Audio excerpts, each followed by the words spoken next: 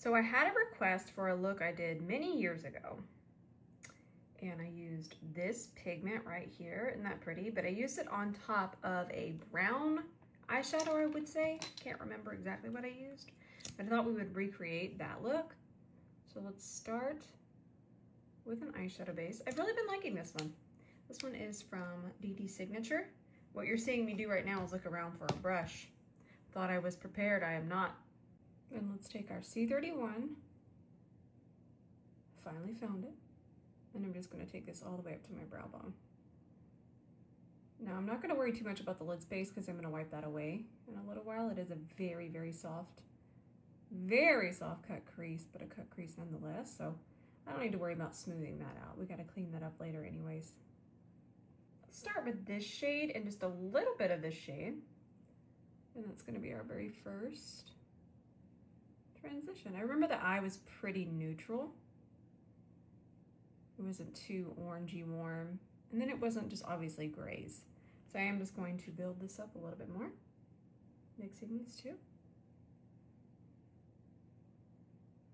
Then I'm gonna take a little bit of this shade. And that's gonna go deeper in the socket. See how I'm putting it on my lid and it's all messy? It's a really good way to really understand your eye shape, because all we need to really worry about is from here to here. Down here, we can kind of place all that messiness, but we're actually able to get more precision and not blend too far up. So just do all that pressing from underneath here. That used to help me a lot when I figured that out. I switched to an E29, it's fluffier, so it's not going to put down quite as much pigment. And that'll go on our brow bone. Now we're already to a really fun part. Let's grab some micellar water on our C30. Make sure it's really nice and saturated.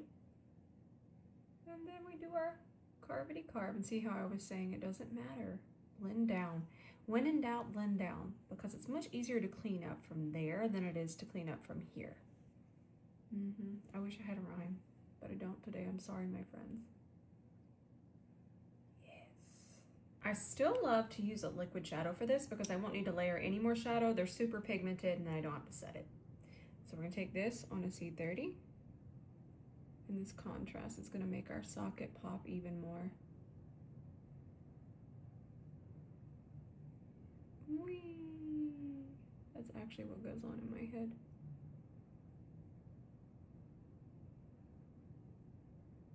I think my mom's watching a documentary on birds because I hear birds and I don't have a bird. I used to have a bird. A long time ago. Nice. MAC Refined Golden, a classic. I'm gonna take a little bit here, fluffy brush, and then a little bit here. I'm connecting them, but I kind of want it to be a little bit more neutral in the center. No particular rhyme or reason, I just thought it looked cool. I'm gonna take this Vive shadow stick, and I love how creamy these are, but see how I can kind of just go back and forth and it's not really losing pigment, it's just stretching. That's a cool thing, y'all, because it helps us not get patchy and turn gray. So this is the shade Espresso, and it's a pretty thick wing that I used to wear. So I'm gonna take this and E27, and don't worry about it being a perfect wing because it's gonna get covered with the pigment. But we do need to extend it. And then I'm gonna tap. I sometimes feel like tapping, especially as my eye enjoys the privilege of aging, tapping is a little bit better over those fine lines and that looser skin. When in doubt, blend down and out. I knew I could find a rhyme. Please don't block me. Now I have a lot of wing because I want a lot of base to make this in a second pop. So what I'm gonna do is I even want a lot of wing out of here, so I'm gonna feel for the curvature of my eyeball. So creepy. But that is where I'm going to tidy the wing. I don't want to go here. I want more wing. It's a real wingy look.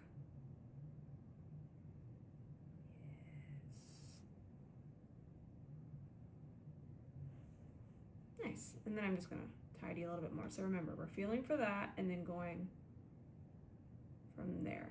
So this is a trick I didn't know back when I would have done that look. I'm gonna take a clear base. Friends, I am gonna take the most whispery, put that somewhere, on a fluffy brush, and I'm just going to, see how it's just barely glistening? I'm gonna focus most of that just right here. It's not gonna mess with anything. It's just gonna make sure what we're about to put on is just superty duperty. I'm sorry. It's just very enhanced. Carla Cosmetics Insomnia Pigment. Look how cool this looks, watch. Looks like a filter, that is so pretty. Okay, I'm gonna take this on here, and then I'm just gonna tap it.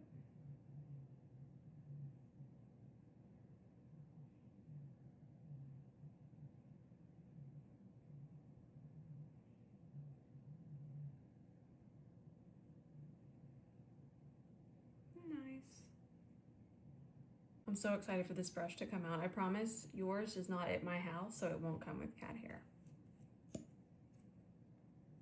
But I am excited about this because this is something that I have struggled with.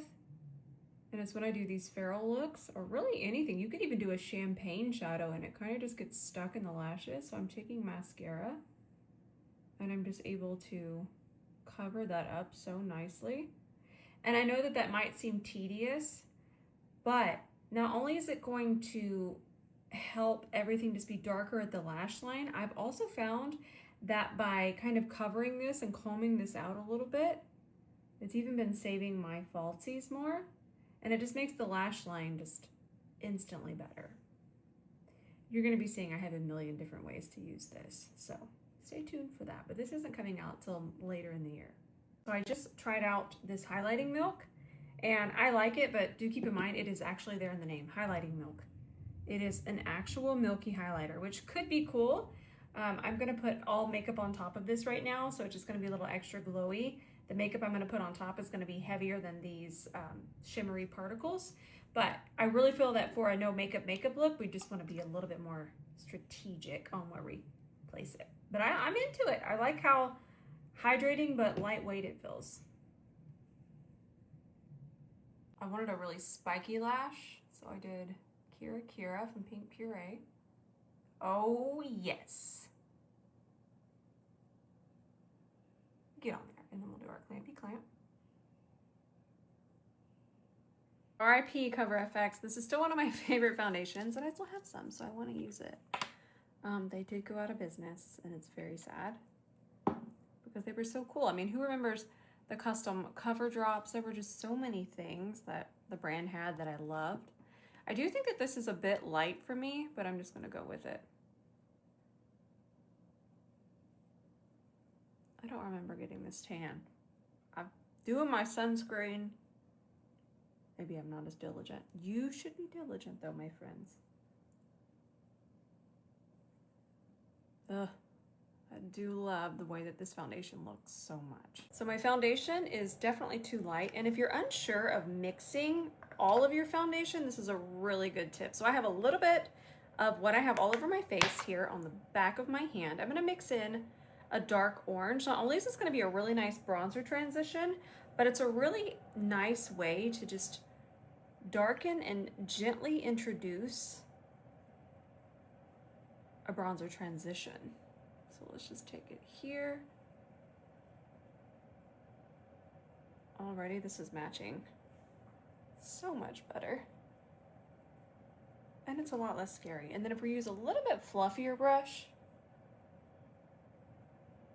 it can just kind of tie everything back together without having to be a little unpredictable and mixing our perfect shade up all at once. I'm gonna take my foundation brush. I don't have anything on here. I'm just gonna go around edges. And essentially you're blending everything, but you have more control because it's in such thin layers on your face. So I was able to darken my foundation, and now I have a really nice kind of built into my undertone and skin tone bronzer transition. We could even leave it like this, but I will add more bronzer because I am a bronzer menace. But I hope that this tip can help, because I know it's scary sometimes mixing everything all at once. So hope this helps. I will say, you know what gets a lot of us in trouble with this concealer is how flocked and fluffy and spongy this applicator is. So if I go in and even just try to just do my normal drag that I'm used to, it's going to be way too much product. So if you're feeling like an artist that day, take a brush. Did you see how little is on here? I literally was like, I'll do it on the other eye too. That is really all we need of this concealer to start with. If you want to build, you can, but this is such a pigmented concealer. Watch that.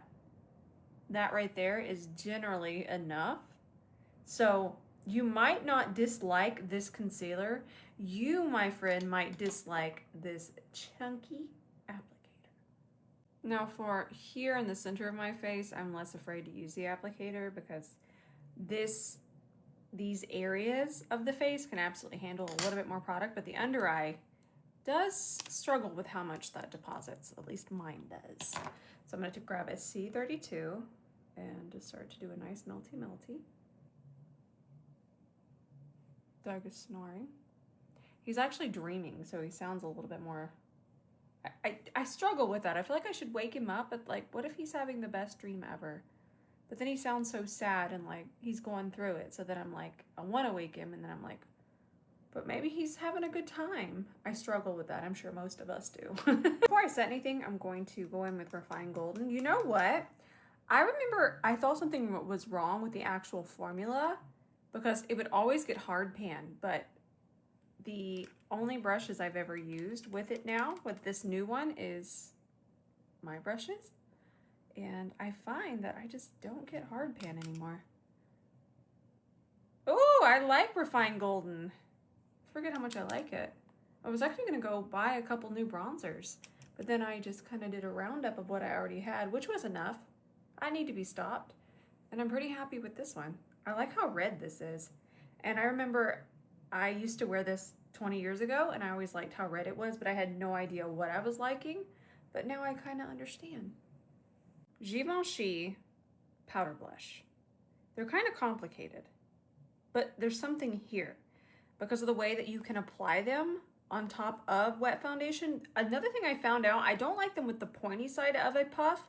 I like them with this more rounded side, the back side of it, if you will.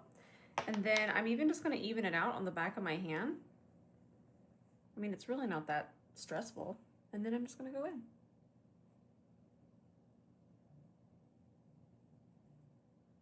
Don't be frightened. We could have picked up way less, but I'm going to post this on a Feral Monday. Oh, that's really fun.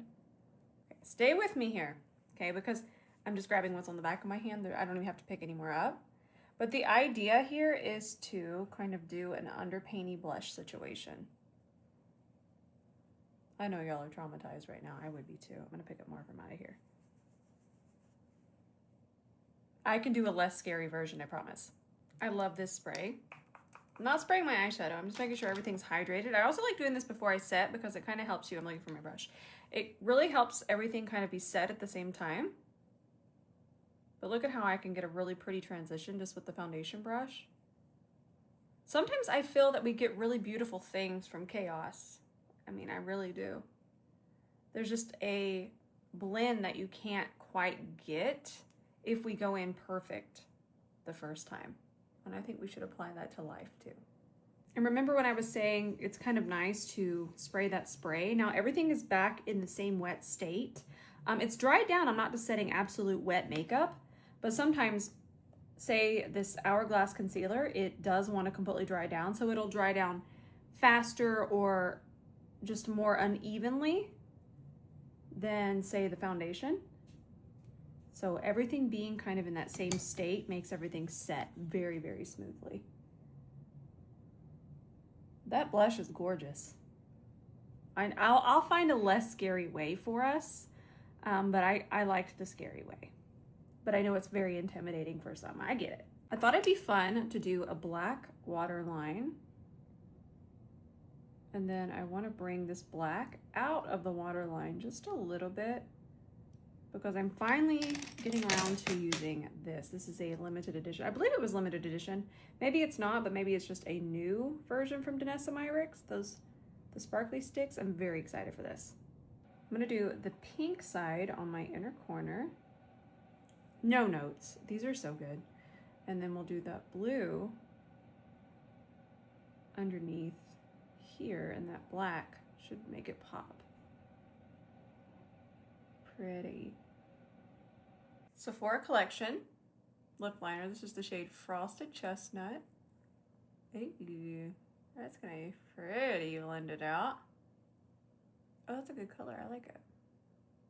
Another one of those Wet n Wild glosses. This is Moon Shift Bloom. Immediately, yes.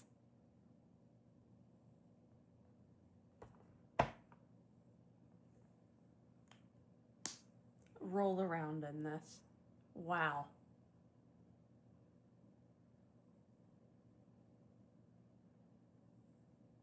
And there you have it. I've gone feral once again. I can't help myself, but I like where we went today. I hope that you enjoyed this tutorial. I really had a blast painting, so thank you for being here with me. I love you with all of my heart. Until the next video, bye for now.